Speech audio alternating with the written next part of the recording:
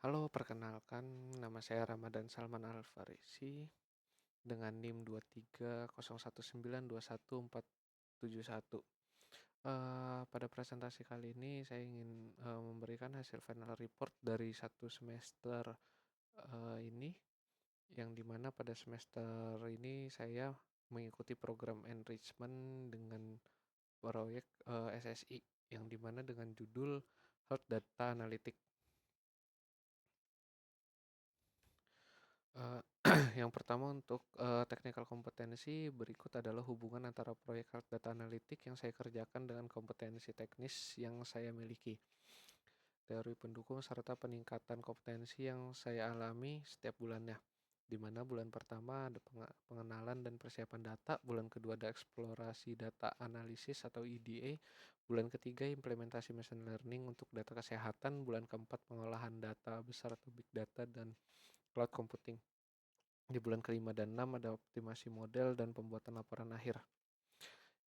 Dan ini juga merupakan salah satu, ada tiga dari enrichment apps. Yang pertama ada ability in analyzing the user requirement, yaitu menganalisis kebutuhan pengguna untuk memahami dan mendokumentasikan fitur serta fungsionalitas yang diperlukan dalam sebuah sistem atau aplikasi.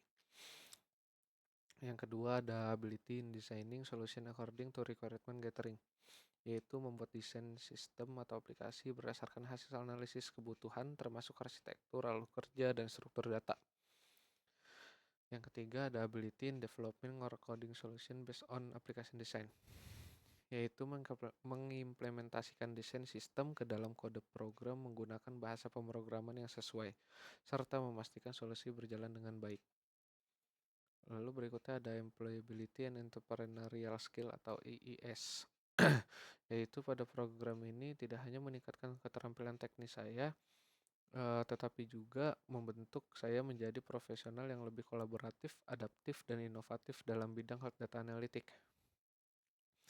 Di mana dalam bulan pertama itu ada kolaborasi dan digital teknologi fluency, di bulan kedua ada critical and creative thinking, di bulan ketiga ada growth mindset dan problem solving, di bulan keempat ada adaptability dan applied management skill, di bulan kelima dan enam ada social awareness dan presentasi ilmiah. Lalu yang pertama ada digital and technology fluency, kemampuan untuk memahami, menggunakan, dan beradaptasi dengan teknologi digital secara efektif dalam berbagai konteks termasuk dalam dunia kerja dan bisnis. Yang kedua ada critical and creative thinking, yaitu kemampuan untuk menganalisis masalah secara mendalam, mengevaluasi solusi secara logis, serta menghasilkan ide-ide inovatif untuk menyelesaikan tantangan. Yang ketiga ada growth mindset, pola pikir yang berorientasi pada perkembangan, di mana seseorang percaya bahwa kemampuan dapat terus ditingkatkan melalui usaha, pembelajaran, dan ketekunan. Lalu berikutnya ada profil dari BINUS University sendiri. Itu Bina Nusantara University atau biasa dikenal dengan BINUS University adalah salah satu universitas swasta terkemuka di Indonesia yang berfokus pada pendidikan berbasis teknologi dan inovasi. BINUS University berawal dari sebuah kursus komputer pada tahun 1974 dengan nama modern Computer Course yang kemudian berkembang menjadi Akademi Teknik Komputer atau ATK pada tahun 1981. Seiring dengan perkembangan institusi ini resmi menjadi universitas pada tahun 1996 dengan nama BINUS University.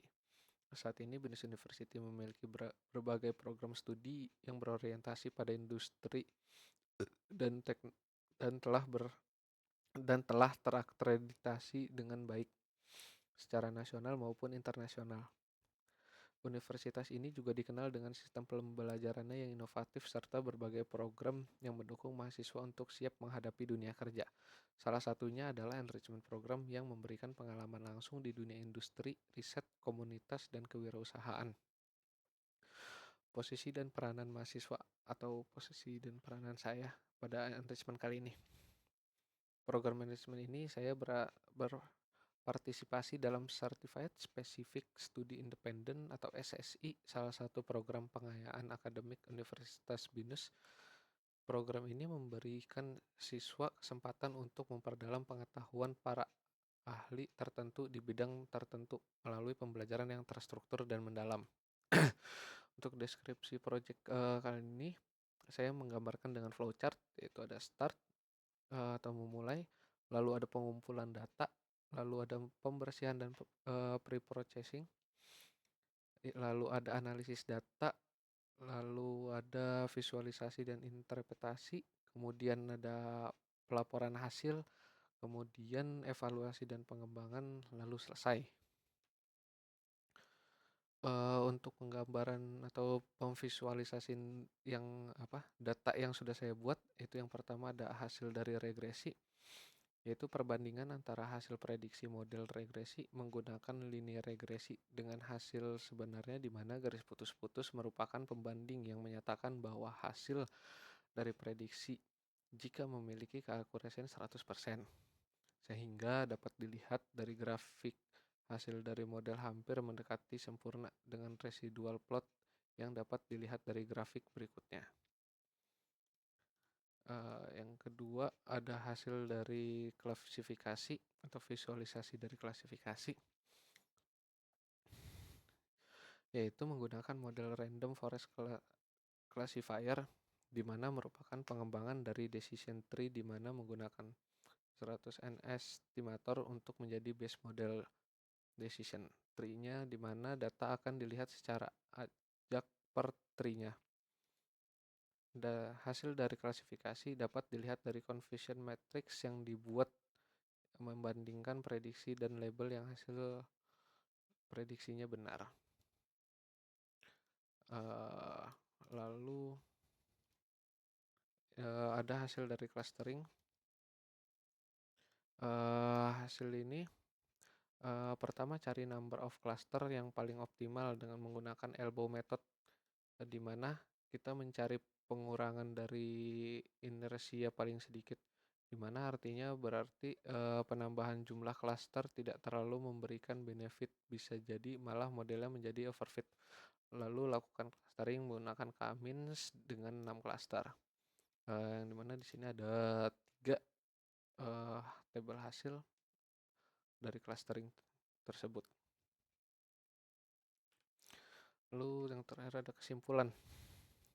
Selama 6 bulan menjalani enrichment program dalam proyek data analitik, saya mendapatkan pengalaman yang berharga dalam analisis data kesehatan, mengembangkan model untuk machine learning, dan mengimplementasikannya.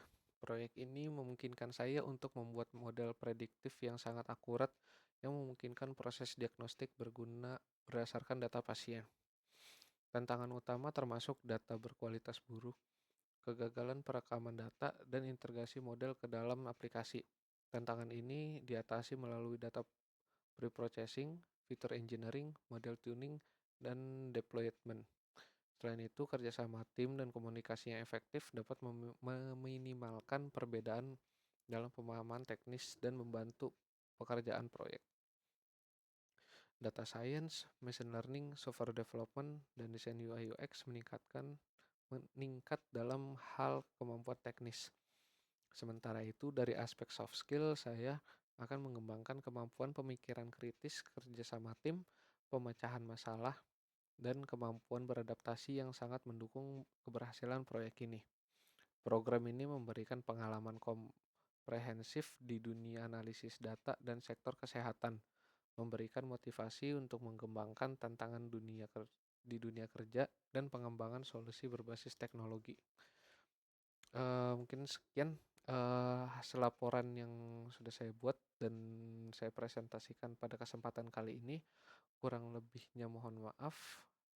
Terima kasih.